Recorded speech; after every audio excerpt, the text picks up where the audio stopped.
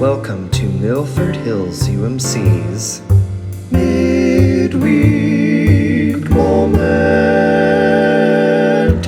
Welcome to this week's Midweek Moment.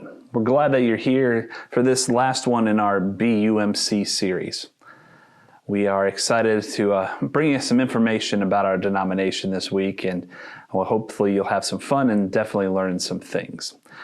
So, the United Methodist Church is known for its acronyms. One right here. And I took up United Methodist Church polity class, or really the structure, understanding of the denomination.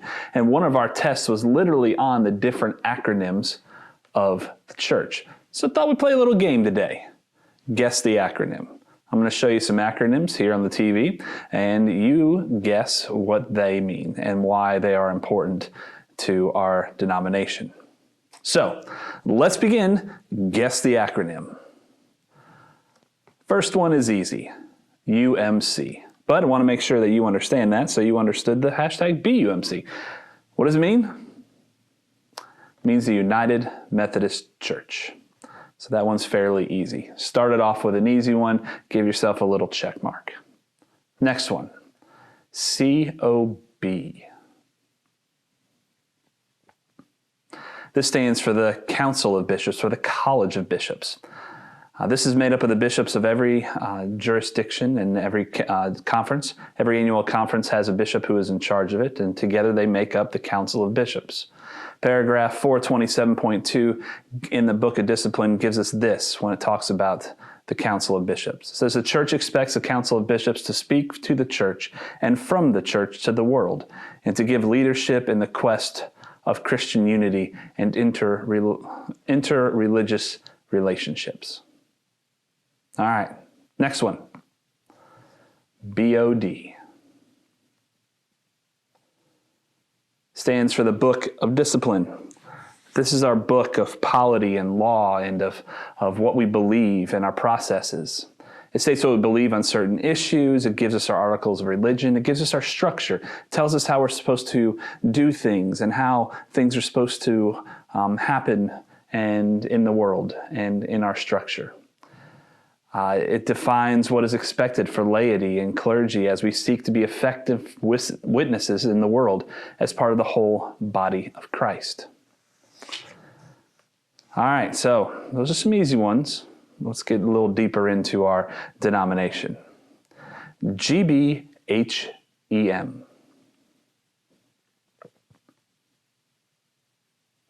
Gbgm means the Global General Board of Higher Education and Ministry. What this does is it prepares men and women for ordained and other designated ministries within United Methodism. It represents church and higher education, develops standards, and produces certifications in ministry careers. So the reason that your minister is ordained is because of Gbgm. All right, another one, Gbgm. This is the General Board of Global Ministries. So this enables congregations and annual conferences to participate in missions, activities, and recruits and sends and receives missionaries across racial, cultural, national, and political boundaries. So this is really our ministry to the world and encompasses almost the entire world. All right, this one's harder, but we've talked about it already in another Midweek Moment. GCAH. Any guesses? This is the General Commission on Archives and History. It cares for the historical interests of the United Methodist Church, and it gathers and preserves and disseminates archival information, maintains archives and libraries to preserve the church's records for responsible public and scholarly use. The history infographic that we used at the beginning of our BUMC series that kind of walked through the history of our denomination was from GCAH and with the direction and art by Charlie Babbert.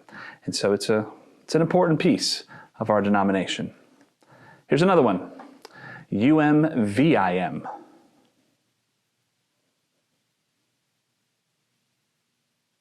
This is the United Methodist United Methodist Volunteers in Mission.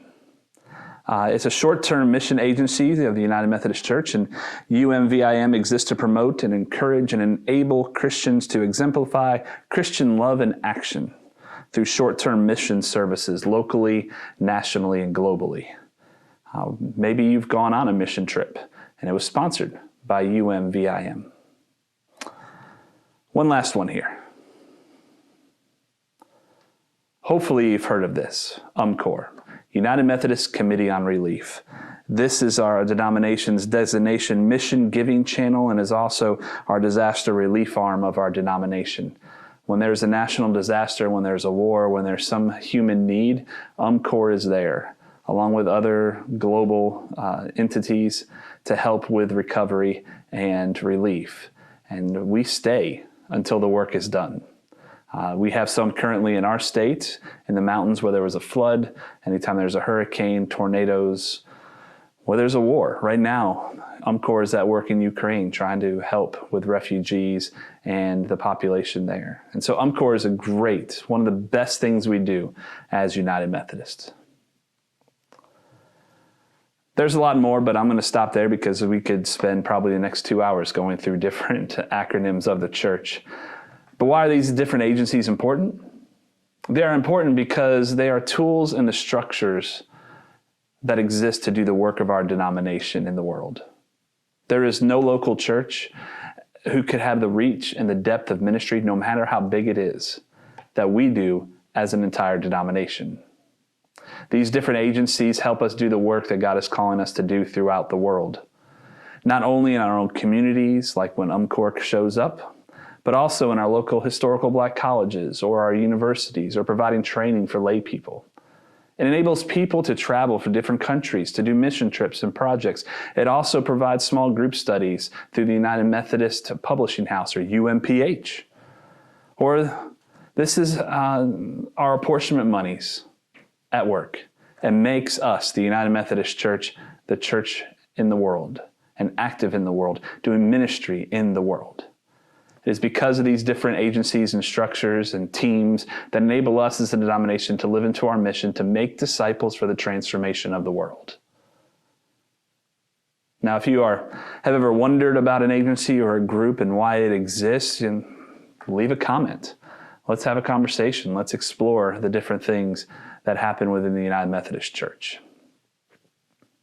So this is our last midweek moment for our BUMC series. I'll be back at the end of June, early July for our new series that is coming after annual conference and some other denominational stuff that has to take place in June. June's a busy month, and so I'm not promising there's going to be any midweek moment, but for the end of June, the last Sunday of June and into July, we are starting a new worship series called Questions. If you have ever had a question about the faith, about church, about the Bible, I encourage you to ask. I'm going to create a series where we answer some of those questions. So if you ever wanted to hear a sermon on a specific topic, please let me know. You can email me at jim@milfordhillsumc.org. Some of the questions I'm sure I will get cannot be answered. Well, they could be answered in a sermon, but maybe the answer is too short. Maybe there's a little bit more that I can't go into in a sermon because of the question. We'll see. But so I will be having some midweek moments where I'll be answering some questions that you all have. So email me, jim@milfordhillsumc.org, and we can see what kind of questions we'll be answering this summer. So I greatly appreciate you joining us during these midweek moments and during this series of BUMC. I hope you've learned a lot about our denomination. You can feel pride about being a United Methodist as we continue to be the United Methodist Church in this world. So let us join together now in the closing prayer, which is Wesley Covenant Prayer. Let us pray. I am no longer my own, but yours. Put me to what you will. Place me with whom you will. Put me to doing, put me to suffering. Let me be put to work for you, or set aside for you. Praised for you, or criticized for you. Let me be full, let me be empty. Let me have all things, let me have nothing. I freely and fully surrender all things to your glory and service. And now, O wonderful and holy God, Creator, Redeemer, and Sustainer, you are mine, and I am yours. So be it. And the covenant which I have made on earth, let it also be made in heaven. Amen.